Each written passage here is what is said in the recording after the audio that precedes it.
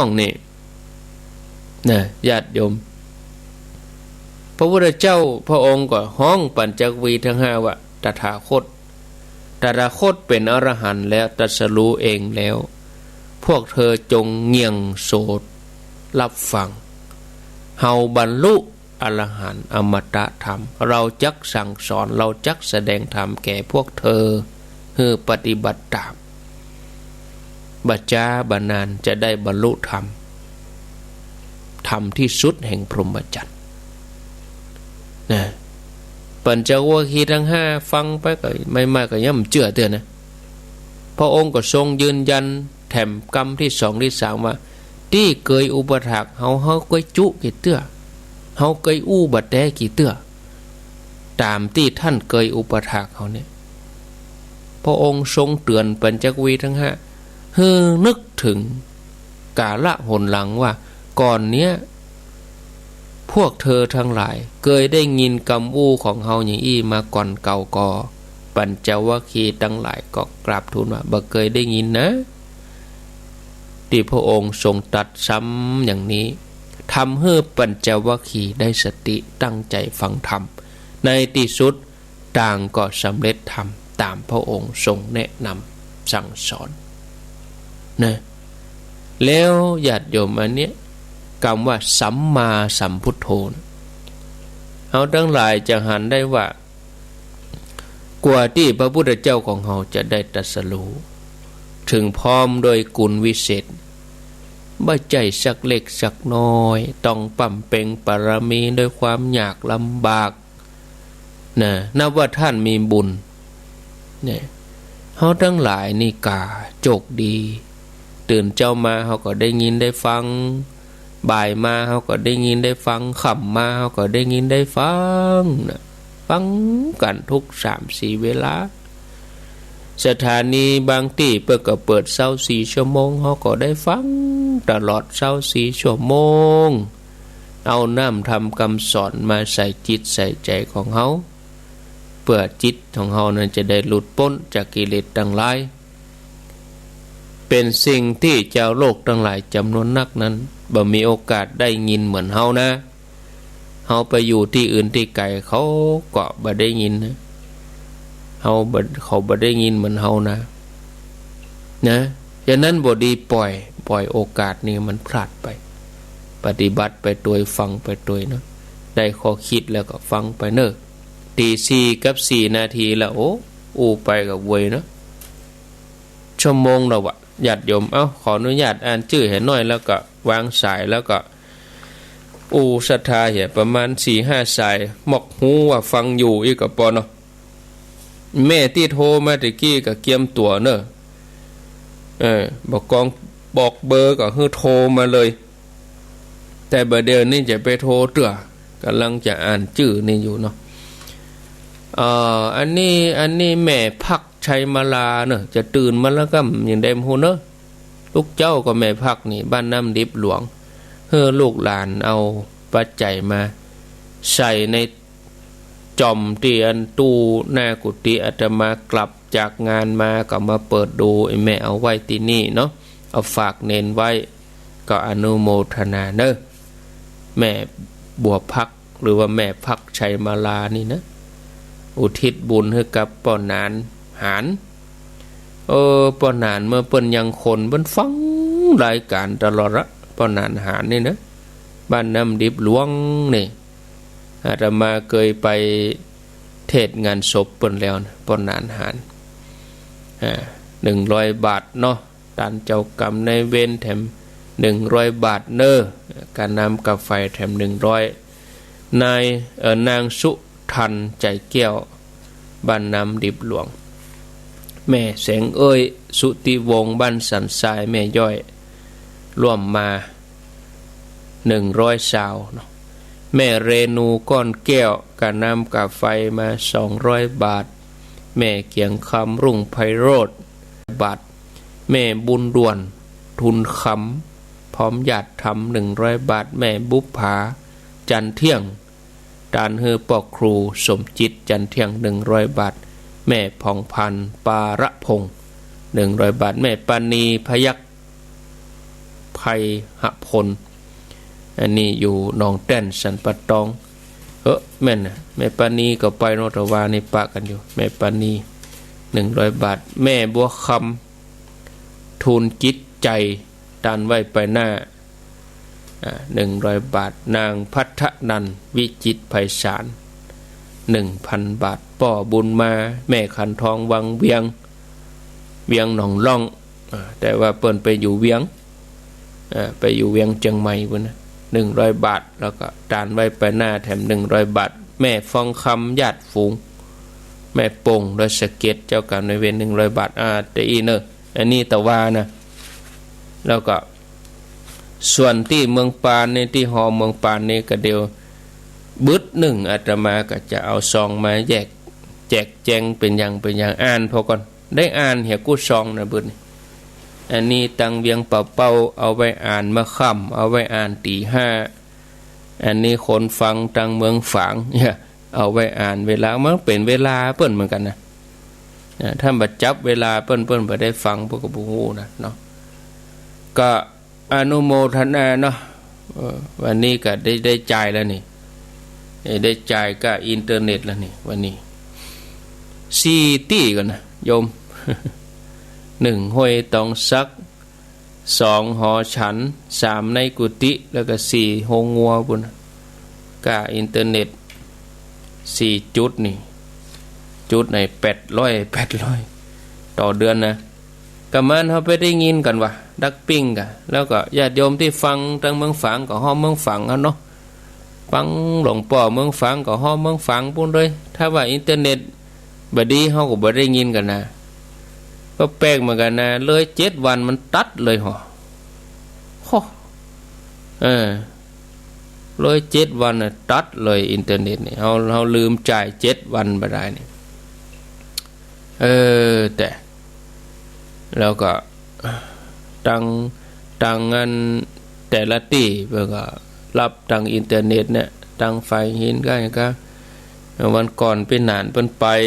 ก็ใจอินเทอร์เน็ตน่ะพอดีที่เมืองปานนี่วัด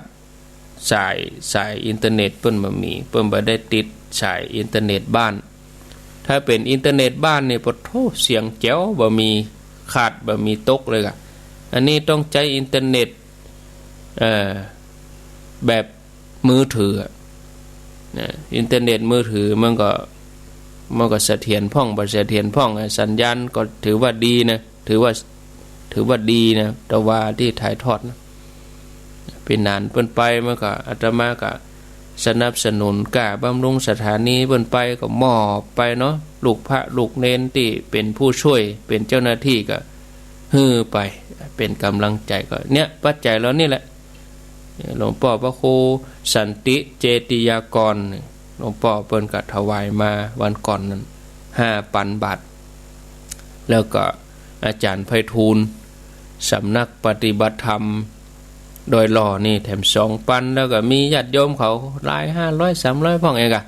ก็เก็บหอมเปาะหอมเฮือรางวัลละอ่อนด้วยละอ่อนสวดมนต์แถมดีก็หลายอย่างนะใจไปพระสงฆ์ที่เฮาหันเปิ้นมาไก่อินดูเปิ้นเฮาก็เตรียมเพิ่นไปแถมยะที่เปิ้นมาบางทีญาติโยมเขามาได้ตานให้เปิ้นเนี่ยบางทีเอาเปิ้นไปนั่งเลี้ยงหันตนนั้นศรัทธาบ่ใครฮู้จักศรัทธาตานน้อยก็อินดูเปิ้นก็ไปเตรียมให้เปิ้นเฮียะเพิ่นอีเขากึดถึงเปิ้นนะกึดถึงเขาอินดูเปิ้นพระเนนเขานะการลดการน้ำหมูกน้ำมันอินดูเปิ้นครูบาอาจารย์ก็เรียบร้อยไปน้องเบลแหมเนาะน้องเบลก็ไปน้องเบลตัวเน้นรักเขาตัวก็อนุโมทนาสาธุเนาะเอาล่ะนะญาติโยมตอนนี้ไปกับไผที่จะโทรมาก็โทรอาตมาจะขั้นด้วยการโทรแล้วก็เดี๋ยวจะฉันน้ำลวดพักไปในตัวแล้วก็อู้ในช่วงสุดท้ายญาติโยมท่านทั้งหลายเนี่ยอู้รายการช่วงสุดท้ายเรียบร้อยแล้วก็จะลาตึกตี 5ก็ฟังหลวงพ่อม่อนจอมพอเนาะเนี่ยหลวงพ่อม่อนจอมพอ เปิ้นจะมาแตนตนตัวอาตมาภาพตีห้าแล้วอาตมาจะเกียมตัวจะไปวังเหนือวันนี้ไปวังเหนือเนาะโอ้ชีวิตคือการเดินทาง0998366322เจริญปนไม่ทราบครับอ้าวน้องเบลถึงบ้านกี่โมงแม่อันเกษณีเปิ้นไปส่งเกษณีเนาะอันถึงบ้านอันทุ่มกึ่งครับอ๋อทุ่มกึ่งเลยโทรหาตู้ลุงรองว่าอันถึงบ้านแล้วครับแล้วก็อันโอ้กำนี้กำหนึ่งเนาะม่วนเนาะครับแล้วก็แม่เพิ่นว่าเดี๋ยวถ้ามีโอกาสก็จะไปตามเตียนด้วยกันแฮมโอ้ไปโดยนางเกี้ยวก่อนกะไปโดยนางเกี้ยวก่อนตานเตียนนี่อันเข้าวัดสาได้สักกึ่งเดือนก่อนเราจะไปตานกันจะไปแหววัดปากกลางเจริญอยู่นะโอ้ปูนวัดปากเจริญวัดดอยน้อยอยู่นะเพราะว่าไม่ได้หูเอกไปไหว้พระไปดีแล้วเนาะไปหาพระครูแหมได้ตักได้อู้กันดีอนุโมทนาบุญกับทุกท่านด้วยนะครับดีมีสุขกำลังใจเข้าครับผมเนาะแล้วก็พระครูวัดนึงครับผมแล้วก็บุญยักษ์สันด้วยเนาะดีแล้วกันผมมาฟังนี่กับเสียงใสนี่นะครับเดี๋ยวนี้นะเปิดไทยทอดอ่ะปิ๊กมาบ้านยังได้ฟังอยู่กะยังมาติดตามฟังไทยทอดอยู่เนาะผมมาดันตอนที่เปิดสวดธรรมจารย์วันนั้นคนที่นั้นเป็นลมเนี่ยว่าเป็นแม่ของท่านสมชาตินั่นนะที่ว่าโอ้คนเฒ่าเป็นลมคือเปิ้นดีใจว่ะเปิ้นปึ้มเปิ้นตื่นตันใจดีใจคนมันนักมาหลายแล้วก็ว่ามันผูกจะป้ากันปิกแล้วนะไอ้ว่าเปิ้นใจหายว่ะครับวันนั้นก็ไปรอที่ร้านตุ้งเกียรติเอาไปรอพระครูแล้วก็อ่านแม่น้องบัวแดงเสร็จแล้วแม่เป็นก็ยังบัดตานได้ห้องเพลงด้วยนั้นก็ยืนวัดใหญ่มาตั้งใจกันดีกันครูสถิตแต่ละคนปะกันแหมมันเอาเข้ากลับมากลับมาอาจารย์ด้วยนะครับถ้าครูสถิตก็ว่าโอ้น้องเบลนี่เป็นคนห่างใหญ่สูงรู้นี่แล้วแกได้ว่าตัวน้อยตัวใหญ่ได้เสียงมันน้อยยินดีเนอะจะได้ก็ถ้ามีงานจ้างก็บอกกันนะครับโมทนาก็จัดจังหวะดีแล้วขั้นรายการช่วงพระฉันเพลโมทนาเจริญปนไปด้วยกันเนาะไม่ได้ไปได้แค่เป็นอย่างโอกาสหน้าก็มีเนาะจ้าไปฟังพระถ่ายทอดจุดจบเด้อมึงฟังกะนี่มึงฟังกะหวานเป็ดหวานแหวนเนาะเจ้าแม่ยังก็กำลังใจได้แทนเด้อแม่ยังก็นี่แม่หลงปันท่านเจ้าเจ้าว่ามึงฟังหรือว่าแม่หลงปันกะใช่จ้าก็นี่ต้องแนะนำตัวได้ยินชัดก่อนนี่แม่หลงปันได้ยินชัดดีก็โอ้สวัสดีเจ้าขึ้นห้วยตองซักนี่กะเจ้าเจ้าจะแปลงเห็มยกอยู่นะยกสุดท้ายเนี่ยเจ้าแปลงเห็มรอบนี่ไทยทอดมาแล้วก็ชัดเจนโอ้ดีละขอบคุณเนาะเหมือนเฮาได้ไปโดยเปิ้นเนาะโอ้ฟังดีแต่เจ้ายังอัดวิดีโออัดเสียงไว้จนหมดเลยโอ้ใจจดใจจ่อล้อสาธุมันก็ดีนะเฮาฟังสาธุเลยโทรอันแฟนท่านจะโมไซว่าไปออกพรรษาใช่เนาะดีแล้วกันเอาแกแม่ปล่อยเลยนะท่านเฮาติดธุระจำเป็นเนาะเอาไว้ปุ่นเจ้าได้แท้ให้กำลังใจใจเนอะตัวเอาปุ่นไปอันจากนี้ไปก็คงจะเป็นรายการ4-2เมืองแล้วนี่นะประมาณแหม 2-3 เดือนก่อนเข้าพรรษานี่เนาะวางรูปแบบกิจกรรมไปละเอาเดินธรรมยาตรา อาตมาจะเป็นนอนแม่หวานท่านนะเตียวจากเขื่อนแม่กวงนะเอาเป็นนอนแม่หวานจากแม่หวานก็เข้าดอนนางแก้วเลยนอนขึ้นเดียวละส่วนหมู่วังเหนือพุ่นมาหมู่แม่ขจานหมู่ยังเป้าก็เดินจากแยกวังเหนือที่จะเข้าพะเยาอันนั้นเดินมาเขาก็ไปนอนกลางด้อยเหมือนกันคือนอนคืนเขาก็ไปมาหาสู่กันนี้ถ้าบ่มีอย่างผิดพลาดนะถ้าสถานการณ์โควิดที่คลายอย่างอี้นะหลังจากที่ธรรมยตาแล้วก็ก่อนเข้าพรรษาเขาก็รอเตียนเข้าพรรษาไปได้สักเกิงเดือนเขาก็ไปตานเตียนอีเนาะแหมกรรมกับบนอ่ะปลายปีบนอ่ะกิจกรรมเหล่านี้0998366322เจริญปนเจ้าวันสาเจ้าจากดังได้ฮะเตี้ยเจ้าอ๋อศพเตี้ยเนาะแม่มุนปั่นกะแม่เขาถึงบ้านกี่โมงเนี่ย5 โมงเกินเจ้าโอ้ถึงเจ้าอยู่หรอเจ้าแม่กัดที่เดียวเจ้ากาดบันทากะเจ้าตันกาดบันทาอยู่เนาะเจ้ากาดบันทาว่าโอ้ใครเฮอมีสักติดวะรถตู้จอดหั่นบ่ท้อเจ้าคนเข้ากาดของนักเนาะเจ้าโอ้เฮาไปอีมันเป็นการกระตุ้นเศรษฐกิจเหมือนกันเด้เจ้าได้ตั้งแต่เติมน้ำมันว่ะได้ตั้งแต่ไปซื้อครัวว่ะมันไปมันกระจายไปหมดเลยนะเจ้าได้คุยอย่างเนาะนั่นน่ะ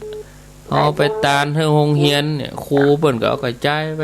เอาตานเข้าวัดเปิ้นก็เอาปูตอนนอนไปสร้างหอระฆังไปอย่างเนาะจ้าโอ้วันนี้เนาะดีวันพุธเมื่อคืนกับวันพัดนั่นก็ท่านสมชาติเปิ้นก็จะมาสรุปให้ฟังเนี่ยกะเนาะโอทนาเนอะจ้าวันจ้าญาติโยมขอที่ปิกวันที่เช้าเมื่อแรงมาถึงบ้านก็ยังได้ฟังอยู่หรอได้ฟังอันสถานการณ์ที่อยู่ปุ่นอยู่แล้วเนาะ0998366322บุญกำบุญจูเนอญาติโยมอันนี้ได้4 สาย3 สายเอาแถม2ก็ได้อู้ธรรมะต่อยาวไปจนถึงปุ่นเข้ารายการตี 5นะเจริญปนไม่สานั่นพระครูโอ้ปอบุญธรรมกะให้ยังพอถึงบ้านกี่โมงแต่ว่าปิกค่ำก็ถึงบ้านก็ประมาณสัก4 โมงเนี่ยนะถึงเจ้าเหมือนกันรอพี่ก็ปิกกันเนาะก็วันเด็กก็บอกว่ามีธุระทางบ้านตัวเองถึงแม่ก็4 โมงไปแม่ก็ฟังตุลุงเปิ้นไปพวกแพะโป่งงานบำเพ็ญกุศลศพเหมือนกันแพะโป่งบ้านโฮงนะแต่ว่าถ้าผู้ฟังมางานอะไรกันงานนั้นอย่าฮดน้ำศพอดีตเจ้านายอำเภอบ้านโฮงวัดป่าป่วยวัดป่าป่วยเปิ้นมรณภาพไปบัดตันสักกรรมเหรอป่อไปโอ้ก็ม่วนเนาะแต่ว่านี่ก็ปอจื่นใจเนาะม่วนใจกันอยู่แม่กระสั่นก็อย่าบอกกันรอเสร็จพิธีอย่างไรก็ลงออกมากับผ่านถึงท่านพระครูถึงท่านตุลุงยองตัวเองเนาะจะฟังปีเจกันอยู่โอ้ถ้าบัดฟังปีกอยู่หั่นจบกะนะครับกันมาจนจบท่านพระครูก็พูดฟังปิดไปเนาะมาเสร็จพิธีเลยลงมาประทานเขาเป็นสองเนี่ยกันเป็นท่านพระครูถึงตุลุงยองมันได้อูดีเนี่ยกันไม่เป็นยังก็ไปก่อนจะลงมาพร้อมที่ท่านกำลังจะเตี้ยวกันไปนะมันก็ต้องดูพวกข้ามนะครับแต่ไปเนาะแม่นละจังพอมันลุกประชกรรมเนี่ยกันจะท่านฟังมาทุละกันไปห้องน้ำเนี่ยกันแค่เนาะที่ท่านถามว่าท่านพระครูคนมีจิตทุละจะไปงานที่ท่านอุรกีเนี่ยกันนะครับโอ้เป็นบุญนะท่านเนี่ยวันนี้โยมโปก็ฟังกันแต่ทำวัดเนาะดีแล้วได้ไหวพระได้นะครับปอนกับท่านนะท่านเนี่ยบ บุญท่านนี่เนาะเจ้าวันที่3ฟังท่านแต่วันนี้ก็โอโทรมาได้ท่าน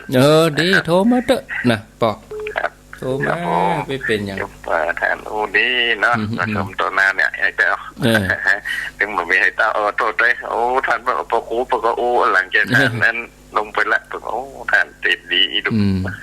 โคตรสมบูรณ์เลยครับความดีก็มาเองนะท่านเนาะ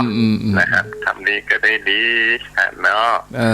นะครับเลยยังบอกก็คือกำลังใจเน้อนะวันนี้ก็มืดไปหน่อยครับเป็นยังเป็นสบายกันไปกับท่านกับญาติธรรมกันไปเหมือนๆนะท่านเน้อเนาะวันนี้ท่านก็มีลมหายใจแห่งวันยังบอกก็มีลมหายใจแห่งวันในบุญกันแทบถึง2 ฝ่ายนะท่านเนาะถูกต้องแล้วยังพอให้กำลังใจเน้อยินดีถูกครับอยู่ดีมีสุขปอบุญธรรมชัยกาดสายสุดท้ายเนอะสายสุดท้ายสายที่5สายที่5แล้วก็มาฟังธรรมะไปเวยแห่งเวลาเนี่ยก็ได้ลากันแล้วเนาะเดี๋ยวก็เตรียมตัวให้น้อยลดมากับแอนนะกะถ้าปิกมาถ้าแรงถ้าจะพยายามมาให้ตันจัดรายการนะปิกมาเดี๋ยวก็ไปนั่งลำปังเดี๋ยวก็มานั่งเชียงใหม่แต่ว่านี่ยังอยู่เมืองปานอยู่เนี่ยเนาะเข้ามาเลยโยมใจย่ำแหมน้อยใจสุดท้ายนาทีทองรับแล้วเนาะจะเดินปอนสุดท้ายเอาสาธุพระครูปอบุญมีกะบุญธรรมตะกี้บุญธรรมบ่ได้บุญมีเนาะครับปอบุญมีเมืองกลางอากาศอุ่นแล้วเนาะอุ่นมาละเช้าปลายมาแล้วเนาะปอเย็นต่อได้นั่นแหละผมหมดนะบางคนบ่สู้เนาะคนมาสู้หนาวแพ้อากาศโมทนาเนอสาอินดูเปิ่นนะบุญมาหยุ่นเจริญปอนจากดังได้จากเวียงป่าเป้าเจ้าแม่เขาถึงบ้านกี่โมงเวียงป่าเป้ามาถึงบ้านประมาณ6 โมงนี่เจ้า6 โมงกะ6 โมงแรงเจ้าถึงจัดเจ้าอยู่โลเจ้าอยู่เจ้ายังมาแหวแม่นตกอยู่แหวเจซ่อนน่ะเจ้าก็โยมนั่นอยู่เจซ่อนน่ะเอารถเครื่องมาหาว่าเปิ้นเอาครัวมาตานใจยาวแต่เนอใจใหญ่แต่เนอเจ้าหมดใจดีเนาะเจ้าน่ะยินดีเนอะสาธุแล้วเนาะเวลาจำกัดท่านทั้งหลายเฮ้ยอาตมาก็เดี๋ยวจะบรรยายธรรมแห่งกึ่งชั่วโมงก็จะได้พักได้ลาตี504ก็ยังอยู่ด้วยกันอยู่เนอะบัดไหลนี้ไปไหนก็จะมีเครือข่ายขึ้นสีขาวแห่งเข้ามาแห่ง5 สถานีช่วงตี 5ก็จะมีตั้งเวียงป่าเป้ามีตั้งเมืองน่านเนาะมีตั้งเมืองลี้นะก็แห่ง5 สถานีบวกอันเก่านี่4เป็น9เนาะเมื่อเจ้านี้9 สถานีเมื่อตอนนี้มี5เมื่อตอนมี5เมื่อค่ำนี้หนักหน่อยเมื่อแรงมี15 สถานี2 ทุ่มปะไปถึงแม่สายเจียงแสนแม่จันไผ่เยาอำเภอจุนอำเภอดอกคำใต้พดไปแผ่วเมืองน่านภูเพียงเวียงสาอำเภอเมืองไปแผ่วลองกวางเมืองแป่ไปแผ่วแม่ทะลำปางไอ้นะเมื่อคืนนี่มี15 สถานีแม่เจ้านี่มี9บ่ายมี5เมื่อค่ำมี15อีเนาะอันนี้ญาติโยมทั้งหลายก็ติดตามฟังเถอะขึ้นอาตมาลุกสันกลางสันกำแพงมาก็ฟังเพิ่นมาน่ะฟังท่านพระครูสถิตเขาฟังอาจารย์วรรณชัยตั้งแต่แยกห่างดงแยกสะเมิงมาเนอะโยมที่อยู่ตังสะเมิงเนี่ยโซนเนี่ยเมื่อคืนน่ะตั้งแต่แยกสะเมิงล่องใต้มานี่นะฟังได้หมดเลยที่ 90.25 แม่วางเรดิโอถ้าเข้าเขตโดยหล่อไปถ้าไปตังโซนปัดสางบุญตังบ้านป่อบุญธรรมบุญนี่นะ จะฟังรายการอาตมาเขาเมื่อคืนก็ฟังที่บ้านเป็นเรดิโอบ้านเป็นเรดิโอ 96.25 96แล้วเขาก็เลื่อนไปทางขวาเห็นนิ้วเลื่อนไป2เมตรจุด25อันนี้บ้านเป็นเรดิโอมีรายการธรรมะทุกคืนเลยเวลา 20:00 นเป็นต้นไปเบิ้ลเมื่อคืนวันจันทร์ก็จะเป็นหลวงพ่อพระครูปฏิพันธ์ธรรมทินหลวงพ่อเปิ้นก็จะเข้ารายการต่ออาตมานี่เนอะ 5:00 ถึง 6:00 นนะ 6:00 นถ้าเป็น104ก็ฟังหลวงพ่อพระครูวิสิตศิรพรส่วนในเครือข่ายขึ้นสีขาวก็เป็นท่านครูสังวรศิลาภิลักษ์เนาะอาตมาว่าจะไปเติมน้ำก็เดียวขออนุญาตกำเดียวเนาะไปเติมน้ำอุ่นกำเดียวเนาะก็เดียวปิกมาปะกันมาเมินเนอะประมาณ4นาทีกำเดียวปิกมาฟังรายนี้ไปไหนเตเนอะญาติโยมกำเดียวปิกมาปะกันจะเริญปอน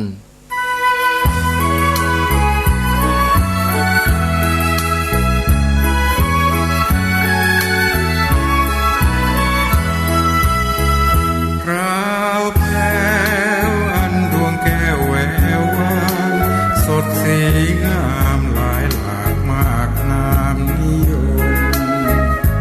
นิลการมุกดาบุษราคำคมน่าชมว่างามเหมาะสมดี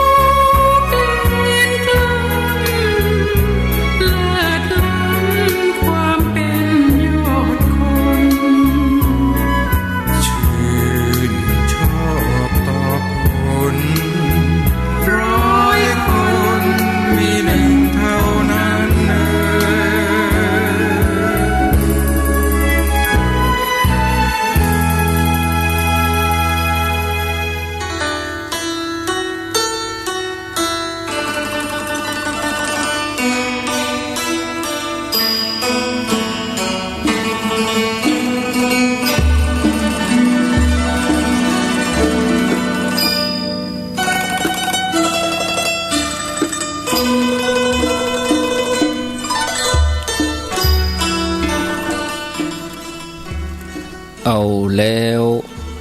ศรัทธาญาติโยมท่านผู้ฟังทั้งหลายปิกมา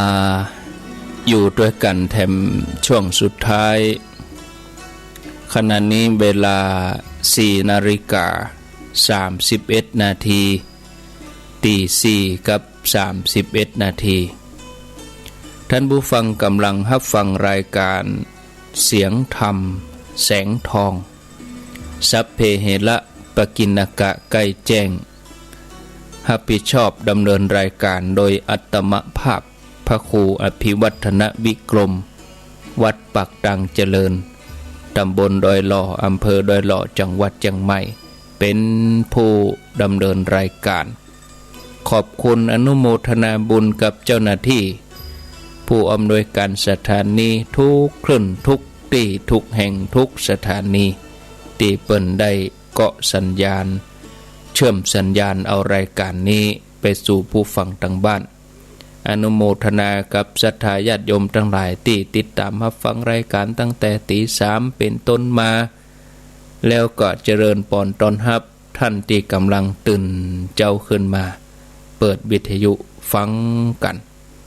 ขอบคุณทุกท่านที่เตรียมจะโทรมาโทรบัดดันก็บ่เป็นหยังจะไปน้อยใจหน้าไมค์ก็ดีหลังไมค์ก็ดีก็อนุโมทนาด้วยเนาะอยู่ด้วยกันแถมประมาณสักเกินชั่วโมงนับจากนี้แถมสักกรรมเวลาตี 5ก็ติดตามรับฟังรายการเสียงธรรมแสงอรุณวันนี้อาตมาภาพบ่ได้เข้ารายการก็หนทีครับปากญาติโยมว่าจะมาเล่าต่อเนาะเล่าเรื่องราวที่ญาติโยมเขาจะฟังกันนะกะโอ้กำลังม่วนน่ะญาติโยมท่านทั้งหลายเนาะกำลังม่วนที่ว่าอันจะไปตกเป็นจำเลยก่อเนี่ยโดนกล่าวหาว่าลักงัวจำได้อยู่กะเนาะเอาไปเล่าวันพุกบอกเนาะญาติโยมเนาะจะเล่าวันพุกเจ้ากับหมู่เวียงเป้าบ่ได้ยินแถมเหมาะแต่ต้องเล่าวันจันทร์กับวันจันทร์วันพัดแล้วก็วันศุกร์แล้วน่ะ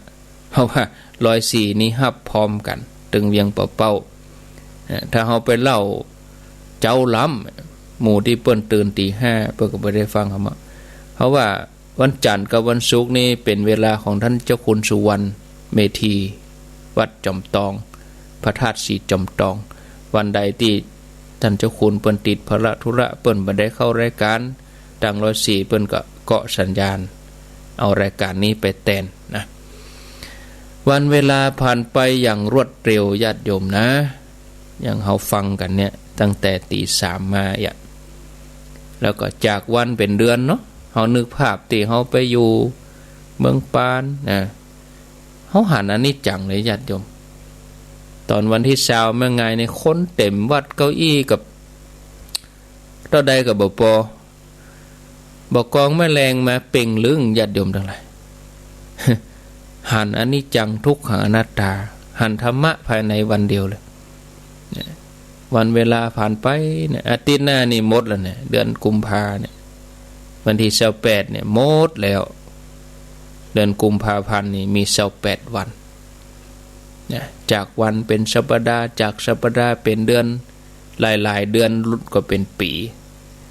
ถ้าเราจะพอย้อนปิกไปพิจารณาถึงการกระทำของเฮาที่ผ่านมาเฮาก็มาทบทวนอย่างแต่ว่าวันซืนเฮาไปที่ไหนเฮาไปกินไปตานอย่างที่ไหนเฮานึกทบทวนเฮาก็ได้ใจเวลาอย่างคุ้มค่าอย่างหลายท่านไปงานวัดเจริญตะวาก็หลายท่านบ่ฮู้งานที่ไหนตั้งใดก็ตามวัดเจดีย์หลวงก็มีทุกงานงานกุฏิบางคนเนี่ยโอ้ขัดใจเฮ่งไปบางทีวันเดียวไป2งาน3งานบางทีแต่ว่าไปพูดวันนี้มาเพะเนาะโอ้มันเป็นสิ่งที่จะทำให้เฮานั้นระลึกนึกถึงเป็นที่เปิ้งแก่ชีวิตของเฮาด้วยการบำเพ็ญทานรักษาศีลเจริญภาวนาตัวเนี้ยจะรอเลี้ยงใจเฮาทำให้เฮามีแต่ความปีตินั่นเหมือนเกียรติบัตรเหมือนรางวัลที่เปิ้นมอบให้เฮาเป็นเครื่องตอบแทนความปีติแช่มชื่นเบิกบานจิตใจนะเพราะทานศีลภาวนานี่เปิ้นจะกลั่นกายวาจาใจนะเพื่อสะอาดบริสุทธิ์การที่พุทธเจ้าพุทธองค์ทรงเป็นที่เปิ้งเป็นที่ระลึกเป็นสรณะของสรรพสัตว์ทั้งหลายได้เนี่ยเพราะว่าพระองค์ทรงกุลที่เป็นเลิศมีอยู่ข้อหนึ่งที่ พ่อแม่ศรัทธาญาติโยมเฮาทั้งหลายจังว่ากันตลอดสวดกันตลอดคือคำว่าวิชาจรณะสัมปันโนญาติโยมที่สวดพุทธคุณ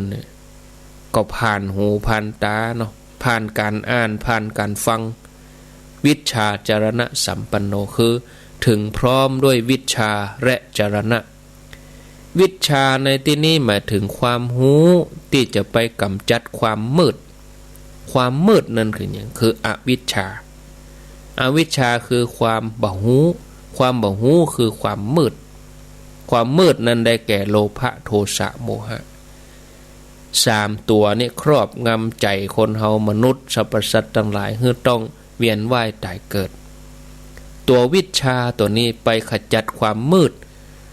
อย่างเฮาทั้งหลายเฮานอนอยู่ในบ้านประเด็นนี้ญาติโยมเขาบางท่านอาจจะปิดไฟเฮาหันก็มืดมันหันอย่างนั้นบอกกองเฮากดสวิตช์เปิดปั๊บวิชาแจ้งแล้วเปล่งแจ้งแล้วขจัดความมืดวิชานี่คือความหูแจ้งแจ้งก็คือสว่างนะประเด็นมันมืดอยู่ยังอากาศประเด็นเนี่ยตี4ปลายมันยังมืดอยู่พอไปทางไหนมืดอยู่นะกันเดียวแหม2 ชั่วโมงแจ้งละอวิชชานี่มันมืดวิชานี่มันแจ้งพระองค์ถึงพร้อมด้วยวิชา8วิชา8ของพระพุทธเจ้าได้แก่อย่างคือวิปัสสนาญาณคือความหันแจ้งวิปัสสนาคือหันแจ้งหันวิเศษหันอะไรอย่างคือหันสภาวะตามความเป็นจริงไม่ใช่ไปหันอย่างอื่นเหมือนเฮาทั้งหลายอันเป็นปุถุชนที่เฮาทั้งหลายนั่งสมาธิใครหันสวรรค์ใครหันนรกบัดถ้าไปหันอย่างสักอย่างโยมนะถึงเวลามันถึงหันเองมันถึงมาเองบัดถ้าใครหันนะมันถึงได้หันคะแนนปฏิบัติให้ถึงแต่ปัจจุบันนี้ต้องหันสภาวะคือสภาวะตามความเป็นจริงหันอะไรอย่างหันความบัดเที่ยงของขันธ์5นี่กะรูปเวทนาสัญญาสังขารวิญญาณอันรูปอันนามนี่มันบัดเที่ยงมันเป็นทุกข์มันเป็นอนัตตาอีนะมันเกิดขึ้นตั้งอยู่ดับไปอย่างเวลานี่มันเกิดขึ้นตั้งอยู่ดับไปแต่กี้เฮาก็หามาสวัสดีกันกำเดียวหำสักกรรมหอยได้ลากันเลยบื้นแมลงมาหาเหมาะโยมเขาอยู่ที่เก่าอาตมาไปวังเหนือบ่บื้นแมลงมาหาเหมาะปะกันหาเหมาะยะถ้าตันนะถ้าบัดตันกันจะได้มวนเนอบืดแมลงก็คงจะมีปัญหาสันเพนแล้วก็แอนนะคะเนาะคือหันแจ้งในที่นี้นั้นบ่ใช่หันด้วยตาเนื้อเนี่ยอันตาเนื้อนี่เฮาหันเนี่ยหันคือหันเป็นพ่อใจหันเป็นแม่ยิงหันเป็นสีต่างๆความจำได้หมายรู้ที่บันทึกเข้าในนี้มันเป็นหันแบบเฮียนหูแต่หันในที่นี้คืออย่างหันจากภายในจากการประพฤติปฏิบัติของเฮาท่านผู้ฟังญาติโยมทั้งหลายอันเนี้ยพระพุทธเจ้าป่นหูแจ้งในญาณของพระพุทธเจ้าคืออย่างมโนมยิทธิเป็นฤทธิ์ตั้งใจจะฮึนึกอย่างใดก็เป็นไปตามที่นึกได้เนี่ยอิทธิวิธีแสดงฤทธิ์ได้เนรมิตกายคนเดียวได้หลายคนก็อย่างกับอย่างจุลปันถกพระจุลปันถกนี้ได้มโนมยิทธิโดยได้อิทธิวิธีโดยคือเคยเล่าให้โยมเขาฟังแล้วเหมือนกันพระจุลปันถกที่เปิ้นไข้ซิกนะไปให้อ้ายเปิ้นฮือซิกสวดก็บ่ได้บ่จำพระพุทธเจ้าก็เอาผ้าขาวให้บ่เล่าซ้ำแล้วเนาะอันเนี้ยแล้วก็แหมอันก็คือทิพโสตะคือโสตคือมีหูทิพมีญาณทิพฟังอะไรอย่างบางทีก็ฟังเสียงสัตว์ได้อย่างครูบาอาจารย์ก่อนเพิ่นมีลูกเอาอ่านจากตำนานเพิ่นน่ะเปิ้นอยู่กับสัตว์ได้เปิ้นฟังเสียงสัตว์เปิ้นหูเจโตปริยญาณคือหูวาระจิตผู้อื่นอย่างพระพุทธเจ้านี่หูวาระจิตครูบาอาจารย์บางตนดักใจได้เลยนะเฮาอย่าไปอย่างเปิ้นหูวาระจิตนะมันไม่ไปจุเปิ้นได้ บุเพนิวาสาสนุสติญาณคือสามารถนึกจัดเก่าหนหลังได้ถอยกลับไปกลับมาอย่างพระพุทธเจ้าเขาเนี่ยนะทิพยจักษุทิพะสกตาทิพพอหันได้ทะลุเลยระลึกจัดหนหลังได้อาสวัคยญาณคือความหู้ที่ทำลายอาสวะตั้งหลายตึงหมดคือพระองค์ทรงขจัดกิเลสอาสวะให้หมดไปบ่มีแล้วเมื่อจิตเฮาเป็นสมาธิบริสุทธิ์ผุดผ่องหลุดพ้นกิเลสแล้วมีญาณอย่างหูหลุดพ้นแล้วหูชัดเลยกำนั้นว่าจาดสิ้นไปกิจที่ควรทำให้สำเร็จแล้วกิจอื่นบ่มีแล้วเนี่ยอันเนี้ยคือเป็นวิชา8วิชา8นะญาติโยมทั้งหลายวิชา8ของพระพุทธเจ้าเนี่ยกุล8อย่างนี้ก็ยังให้พระพุทธองค์เนี่ยทรงได้เป็นที่ระลึกเป็นที่เปิ่งของสรรพสัตว์ทั้งหลายเล่าเรื่องให้ฟังเหตุสักหน่อยเนาะแถมประมาณ10 ปลายนาทีคงจะตันอยู่นะเมื่อครั้งโพธิสัตว์เจ้าเปิ้นได้เสวยจาดเป็นปุโรหิตของพญาเจ้าเมืองปารณสีท่านเป็นมหาปุโรหิตที่มีความเฉลียวฉลาดแล้วก็มากด้วยคุณธรรมเปิ้นสนองงานในราชสำนักเมื่อท่านสนองงานบ้านเมืองเป็นเวลาม้นพอสมควรท่านก็พาธนาจะออกบวชเพื่อแสวงหาความสุขที่แท้ทำให้หลุดพ้นจากทุกข์ทั้งหลายฉะนั้นท่านมหาปุโรหิตโพธิสัตว์เจ้าก็ไปกราบทูลลาพระราชาเพื่อจะขอบวชพระราชาก็มานึกเสียดายเห็นแต่เนาะท่านเนี่ยทำงานรับใจบ้านเมืองมาเมินนะความรู้ก็ดีปัญญาก็ฉลาดเนี่ยเสียดายแต่ท่านเป็นมหาปุโรหิตโน่นแต่ก็บ่อาจจะทัดทานได้เพราะความตั้งใจดีของโพธิสัตว์เจ้าเป็นความประสงค์ของปุโรหิตโพธิสัตว์เจ้าพญาเจ้าเมืองก็เก่งใจตัวแล้วก็เปิ้นก็ทรงอนุญาตเนาะพญาเจ้าเมืองก็อนุญาตแล้วก็อนุโมทนาบุญในกุศลเจตนาของมหาปุโรหิตนี่เมื่อโพธิสัตว์เจ้าปุโรหิตได้ตัดเครื่องกังวลใจ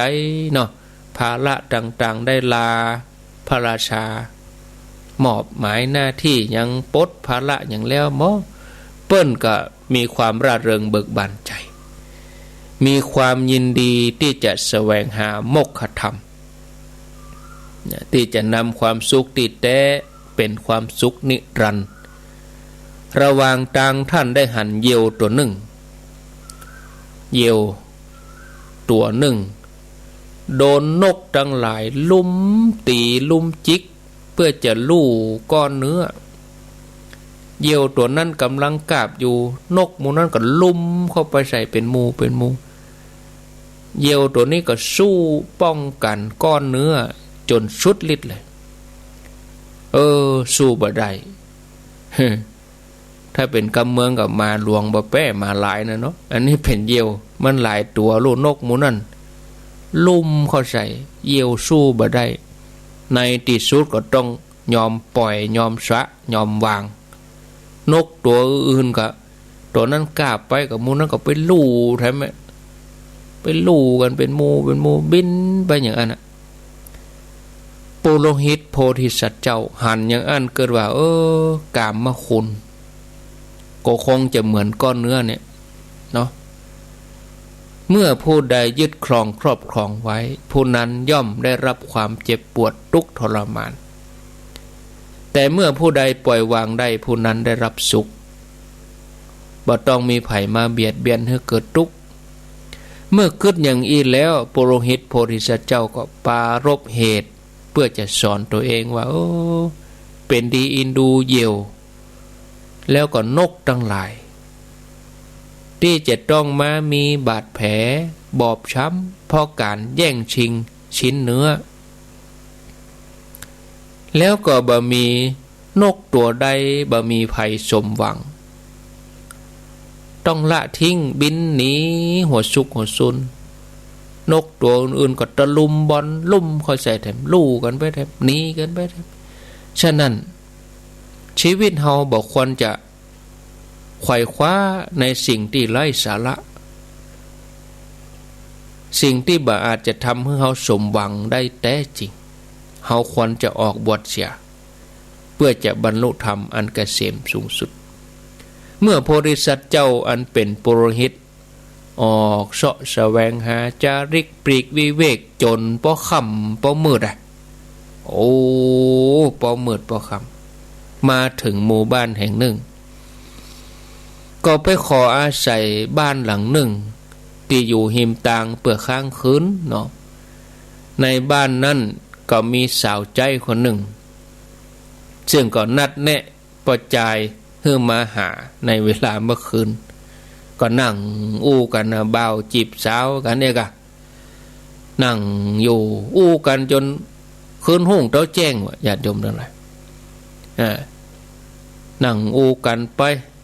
ทีนี้คืนนั้นก็นัดกันมาแต่ว่าพ่อใจบ่ได้มาตามนัดบ่ได้มาตามนัดกูคืนนี้มาอู้กันเนี่ยแต่คืนนี้เป็นจะใดบ่มาตัวเธอก็น้อยใจเกิดความมดหวัง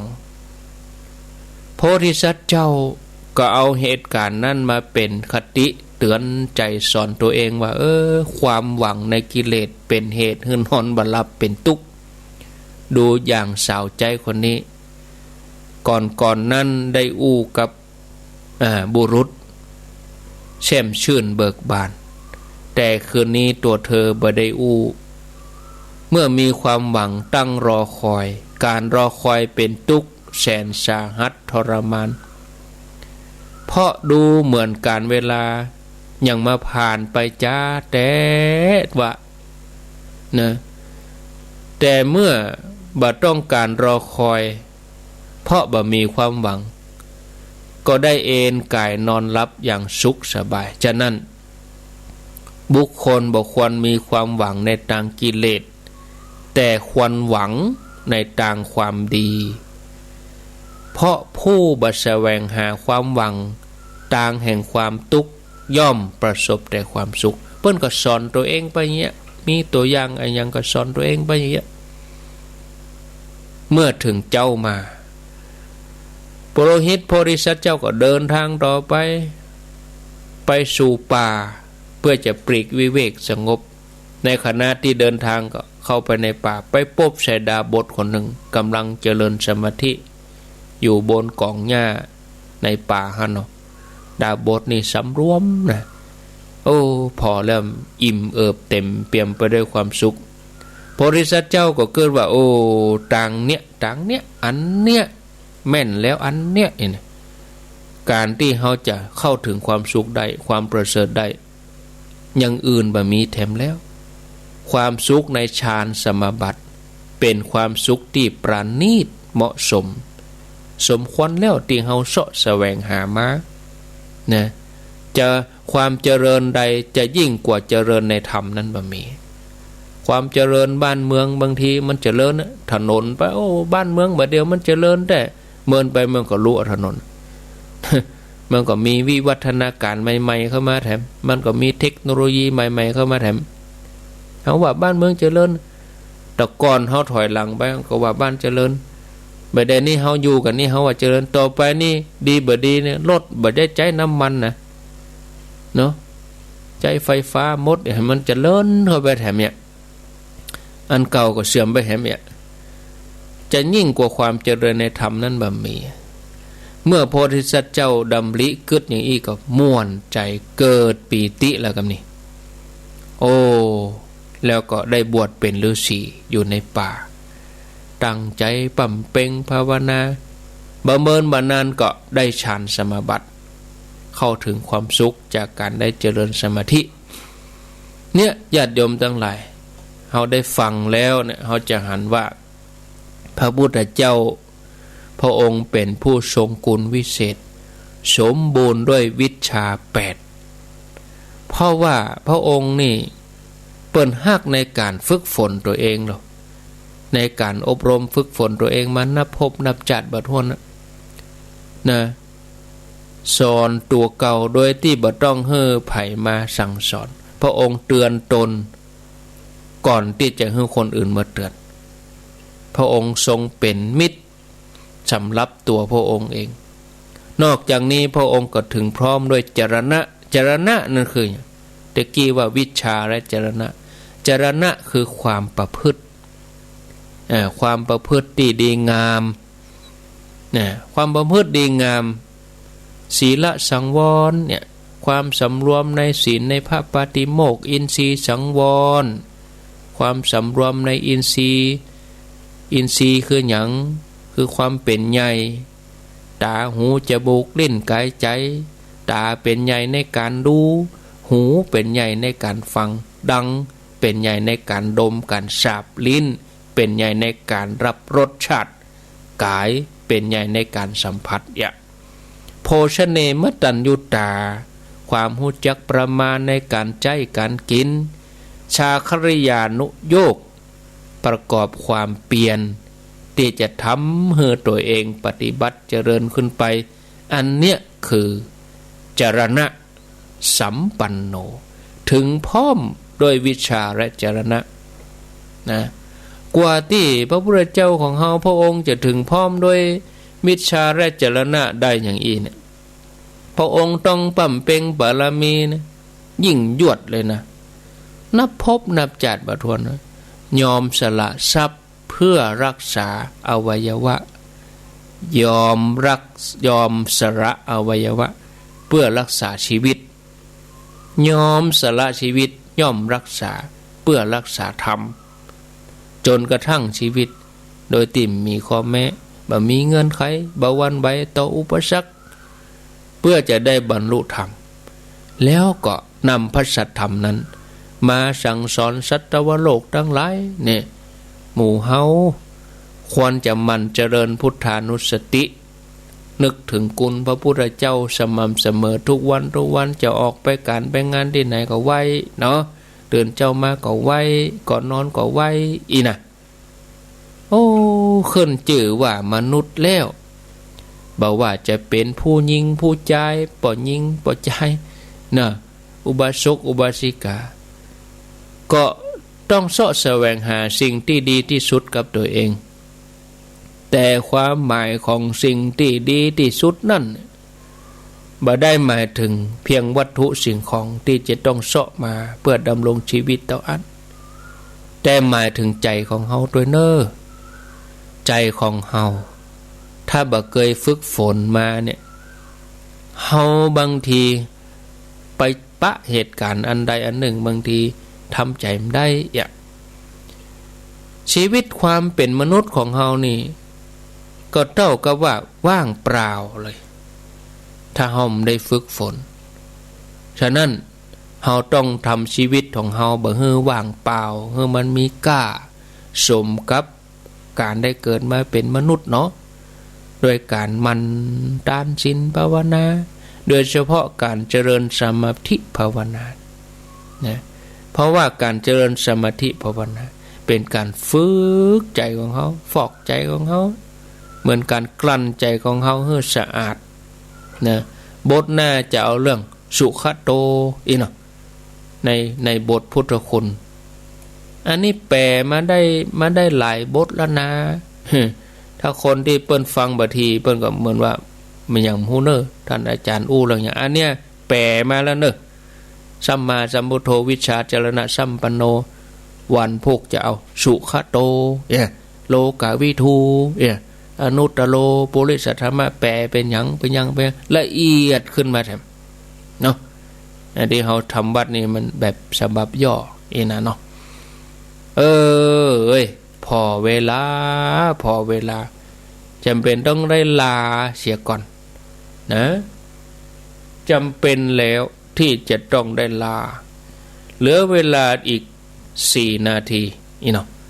เอาแฮม4 นาทีนี่เป็นนาทีทองก็แล้วกันใครจะโทรมาเป็นผู้ฟังติดตามมาตั้งเมืองฟังก็ เพราะกำเดียวอาตมาก็จะตัดสัญญาณไปเวียงเป่าๆแล้วอาตมาก็จะไปแล้วเดี๋ยวช่วงเดินทางก็ฟังรายการไปเหมือนกันเนี่ยตีห้าถ้าไปถึงเวียงก็ประมาณ5 โมงเกิง6 โมงก็ฟัง104เนาะนะฟังสถานีไปนะ0998366322ด้วยน้องตั้งแม่แจ่มเนอะตั้งแม่แจ่มนี่งานบำเพ็ญกุศลศพพระราชทานเพลิงศพพระครูวิโรธพดุงศาสตร์อดีตเจ้าวาดวัดแม่ปานระหว่างวันที่18 กุมภาพันธ์ถึง4 มีนาอาตมาจะไปเนาะวันที่4 มีนาพระราชทานเพลิงศพวัดแม่ปานนี่นะแล้วก็อันนี้ก็ขอเชิญชวนญาติโยมงานผูกพัทธสีมาตัดไหวลูกนิมิตที่วัดวังดินเนอะอำเภอจอมทองเฮานี่นะ26นี่เปิ้นจะสวดมนต์ตัน27ตัดไหวลูกนิมิตเนาะเชิญชวนญาติโยมไปร่วมบุญกันนะวัดวังดินอำเภอจอมทองจะเลินปนไหว้สาเจ้าท่านพระครูแม่จันติดเนาะเจ้าเกตการามเจ้าโอ้ลูกเจ้าเหมือนกันนี่แม่เนาะเจ้าลูกเจ้ากินพักตั้งปายเปิดถ่ายทอดกับฟังตลอดนี่เหมือนเฮาได้ไปตัวเนาะยกมือ10 นิ้วไว้อนุโมทนาแล้วเพิ่นเหมือนเฮาอยู่ในงานเนาะเจ้าดีแล้วกะเนอะโอ้ดีละอยู่ดีมีสุขเนาะอ้าวเจริญปนเจ้ากับใบสาเจ้าท่านพระครูอยากดังได้นี่มันร้องดอนใจสารพีเนี่ยกับเจ้าร้องดอนใจที่โรงพยาบาลแม่เลยอ๋อแม่เรนูนะกับเจ้าแม่เรนูน่ะท่านถึงวัดเด้อกับเจ้าโอ้ถึงวัดนี้3 ทุ่มปลายหน่อยแม่บ่เดึกเราได้รับอิ่มอยู่โอ้เปิ้นตั้งใจฟังกันดีนะเนาะแม่เรนูชัยวงศ์นี่บ้านล่องดอนใจเจ้าท่านพระครูเป็นกำลังใจให้ท่านนะเจ้าดีเนอถ้าคืนก็ไปงานประชุมเพิงบำเพ็ญกุศลศพแม่ของแม่เรนูชื่อว่าแม่คำนูนแม่คำมูล0998366322จะหมดเวลาแล้วเอาเจริญปนไม่ครับอันนี้น้องเบลครับขอบคุณแม่จงดีเลยนะแม่จงดีเสียกันทาแม่จงดีเมืองฟ้าโมทนาหมดเวลาเสียแล้วหมดเวลาแล้วเนาะโยมเนาะเอาสายสุดท้ายอินดูเปิ้นเนาะเจริญปนโอ้แน่นหนาก็ได้โรหาตู้ลุงดอยพุ่นนะเจริญปนติดแล้วเด้อนมัสการเจ้าพระครูเอามาอย่างโวยรายงานตัวแล้วก็ลาหมดเวลาแม่ครูละวันเด้อโอ้แม่ละวันกะแม่ครูละวันเมืองจี้นะอันนี้ใช้ลูกค้ากันได้บุญกรรมบุญจูเนอร์สาธุโทรหาตู้ลุงดอยพุ่นเอาอาตมาลาบัดตันนะรถมาจอดแล้วก็เดี๋ยวจะเกี่ยมครัวก่อนเข้าห้องน้ำห้องหยังก่อนเด้อลาไปก่อนฟังรายการตู้ลุงดอยพระครูปฏิพันธ์ธรรมทินเป็นรายการต่อจากนี้อาตมาลาไปก่อนปะกันทำไมบ่าย3 โมงบึดเนาะอายุวันโนสุขังปลัง